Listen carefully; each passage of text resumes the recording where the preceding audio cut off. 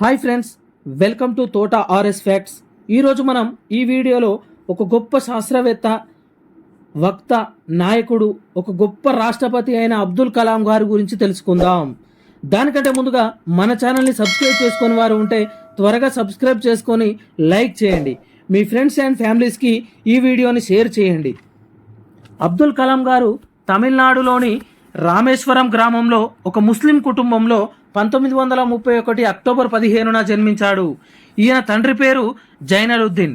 ఈయన సముద్రంలో పడవ నడిపేవాడు. తల్లి ఆశమ్మ. కలాం పూర్తి పేరు ఔల్ పకీర్ జైనలుద్దీన్ అబ్దుల్ కలాం. తన కుటుంబ ఆర్థిక పరిస్థితి చూసి కలాం తన చిన్నతనంలోనే సైకిల్పై తిరిగి న్యూస్ పేపర్ వేసేవాడు.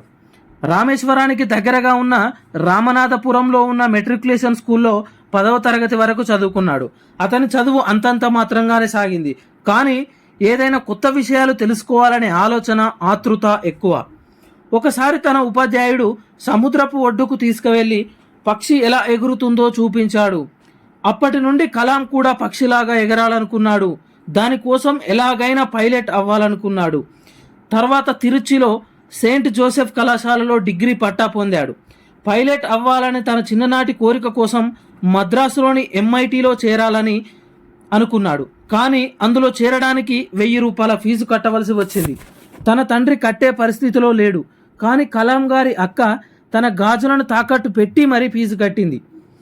తనను ఒక గొప్ప స్థానంలో చూడాలని తన కుటుంబ సభ్యులు చూపిస్తున్న ప్రేమకు కలాం ఎంతో చలించిపోయాడు.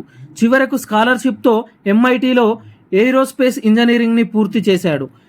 ఏరోనాటిక్ ప్రవేశ పరీక్షలో 8 ఉద్యోగాలు ఉంటే తనకి 9వ స్థానం రావడంతో త్రుటిలో పైలట్ అయ్యే అవకాశాన్ని కోల్పోయాడు. కలాం అలా కొద్దిపాటిలో తన చిన్ననాటి కళ చేజారిపోయింది. 1960లో కలాం DRDOలో ఏరోనాటికల్ డెవలప్మెంట్ ఎస్టాబ్లిష్మెంట్లో శాస్త్రవేత్తగా చేరాడు. అందులో భారత సైన్యం కోసం ఒక ఓవర్ క్రాఫ్ట్ని డెవలప్ చేయడం తన పని. తర్వాత కొద్ది రోజులకి Indian National Committee for Space రీసెర్చ్లోకి కలాం ఇంటర్వ్యూకి రమ్మని కాల్ వచ్చింది. దీనినే ఇప్పుడు మనం ఇస్రోగా పిలుస్తున్నాం. అక్కడ కలాంని ప్రొఫెసర్ విక్రమ్ సారాభాయ్ గారు ఇంటర్వ్యూ చేశారు. అందులో కలాం గారు సెలెక్ట్ అయ్యారు. కలాం, విక్రమ్ సారాభాయ్ ఇస్రోని ఎంతగానో డెవలప్ చేశారు. ఈ క్రమంలో రాకెట్ లాంచింగ్ టెక్నిక్స్ మీద 6 నెలల పాటు కలాం అమెరికాలోని నాసాలో ట్రైనింగ్ తీసుకొని వచ్చారు.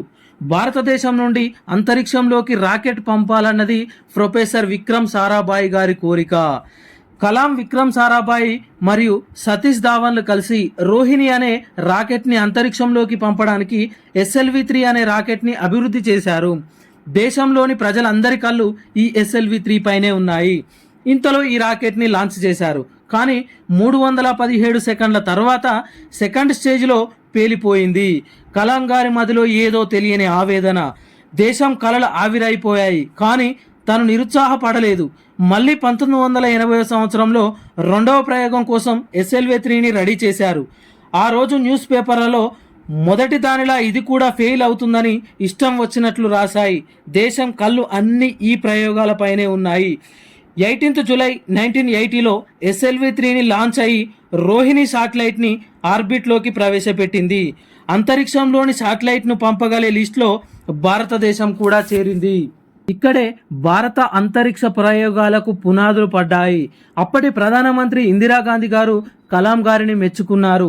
ఆ తర్వాత సంవత్సరం 1881లో కలాం గారికి పద్మభూషణ్ అవార్డు దక్కింది. అబ్దుల్ కలాం గారు వెనక్కి తిరిగి చూడలేదు. ఆయన తయారు చేసిన రాకెట్ లాగానే ఆయన కూడా దూసుకుపోయారు. ఇండియన్ ఆర్మీ కోసం అగ్ని, పృథ్వీ, నాగ్, ఆకాశ్, త్రిశూల్ వంటి ఎన్నో శక్తివంతమైన మిసైల్స్ని తయారు చేసి మన దేశాన్ని ఎవరి మీద ఆధారపడని ఒక శక్తివంతమైన దేశంగా మార్చాడు. అందుకే ఈయన్ని మిసైల్ మ్యాన్ ఆఫ్ ఇండియా అంటారు. ఈయన నాయకత్వంలో ఇస్రో ఎంతో అభివృద్ధి చెందింది. ఈయన లీడర్గా ఉన్న సమయంలో ఎవరిని కోపంగా తిట్టడం చూడలేదని ఆయనతో పనిచేసిన వారు చెబుతారు. ఏదైనా వైఫల్యాలు వస్తే పూర్తి బాధ్యత తనపైన వేసుకునేవాడు. కానీ విజయం వస్తే క్రెడిట్ మొత్తం తన టీం అందరికీ ఇచ్చేవాడు. తనతో పాటు తన టీం మొత్తం పైకి రావడానికి అవకాశం ఇచ్చేవాడట. అంతేకాకుండా DRDOలో ఉన్నప్పుడు కదిరేశం అనే ఒక వ్యక్తి తన కారు డ్రైవర్ని పట్టుబట్టి చదువు పూర్తి చేయించాడు. ఆ డ్రైవర్ PG వరకు అయ్యే ఖర్చులన్నీ కలాం గారే భరించారు. ఇప్పుడు ఆ కారు డ్రైవర్ ఎడ్యుకేషన్ మినిస్టరీలో ఒక పెద్ద ఆఫీసర్. 1998లో వాజ్పేయి గారు ప్రధానమంత్రిగా ఉన్న సమయంలో అమెరికన్ శాటిలైట్లకు దొరకకుండా పోఖ్రాన్ అనే ప్రదేశంలో ఆపరేషన్ శక్తి అనే పేరుతో విజయవంతంగా న్యూక్లియర్ టెస్ట్ చేయడంలో కలాం గారి పాత్ర ఎంతో ఉంది. దీనితో ఇండియన్కి ఉన్న పవర్ ఏంటో మిగతా దేశాలకు అర్థమైంది. ఆయన ఎప్పుడూ ఒకటి చెప్తూ ఉండేవాడు, భారతీయులు ఎప్పుడూ పేదవారు కాదు, వారి ఆలోచనలే పేదగా ఉంటాయి, మనం కూడా పెద్దగా ఆలోచిస్తే ఏదైనా ఆలోచించగలం అని చెప్పేవాడు. ఆ తర్వాత కొంతకాలం పాటు ప్రధానమంత్రికి సైంటిఫిక్ అడ్వైజర్గా మరియు డిఆర్డిఓకి ముఖ్య కార్యదర్శిగా వ్యవహరించేవాడు. 2002లో జరిగిన రాష్ట్రపతి ఎన్నికల పోటీలో వాజ్పేయి గారు భారతీయ జనతా పార్టీ తరపున కలాం గారిని ప్రతిపాదించగా ప్రతిపక్ష కాంగ్రెస్ కూడా ఆమోదించింది.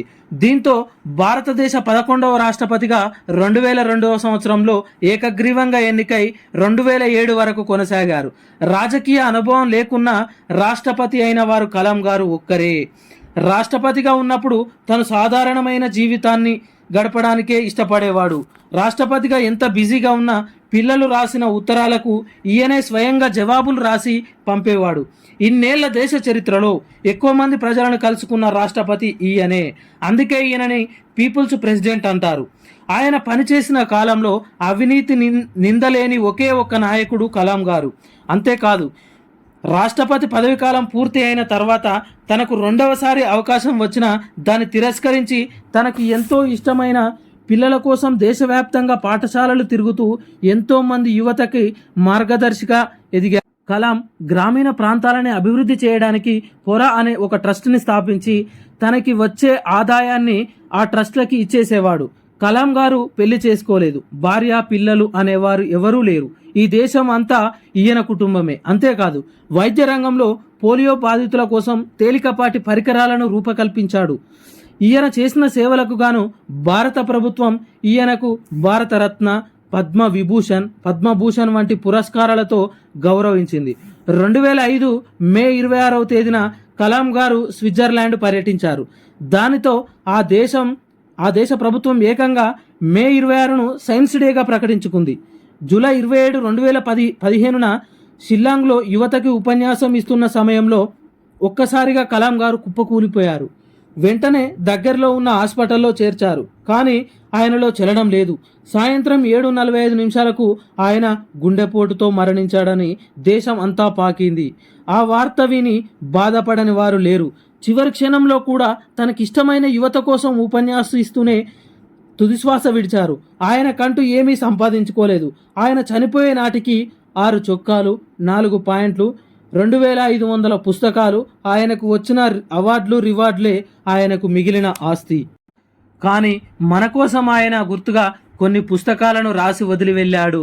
ఆయన జీవిత చరిత్ర గురించి తెలిపే wings of fire, my journey, అలాగే యువతకి ఇన్స్పిరేషన్ ఇచ్చే ignited minds, India 2020, indomitable spirit, turning points, ఇలా ఎన్నో పుస్తకాలు కలాం గారి కలం నుండి వెలువడ్డాయి. ప్రతి ఒక్కరు జీవితంలో తప్పకుండా చదవాల్సిన పుస్తకాలు ఇవి. సమయం దొరికితే యువతకి మార్గనిర్దేశం చేయడం, లేదా తనకి ఇష్టమైన వీణని వాయించడం, లేదా పుస్తకాలను చదువుకోవడానికే సమయం గడిపేవారు. ఆయన లాంటి వక్తను, నాయకుడిని, రాష్ట్రపతిని, శాస్త్రవేత్తను, దేశభక్తుడిని ఇప్పటి వరకు మనం చూసి ఉండము, ఇకపై చూడబోము కూడా. భౌతికంగా దూరమై ఉండవచ్చు, కానీ చిన్నపిల్లల నవ్వుల్లో, యువత కలల్లో కలకాలం కలాం గారు మనతోనే ఉండిపోతారు. ఫ్రెండ్స్, ఈ వీడియోను మీ ఫ్రెండ్స్ అందరికీ షేర్ చేయండి. పిల్లలకు, పెద్దలకు అందరికీ కలాం గారి గొప్పతనం గురించి తెలియజేయండి. ఆయన రాసిన పుస్తకాలను తెలుగులో కొని చదవాలనుకుంటే వాటికి సంబంధించిన లింక్స్ డిస్క్రిప్షన్లో ఇస్తాను, వెళ్ళి కొని చదవండి. అలాగే మన ఛానల్ని సబ్స్క్రైబ్ చేయండి.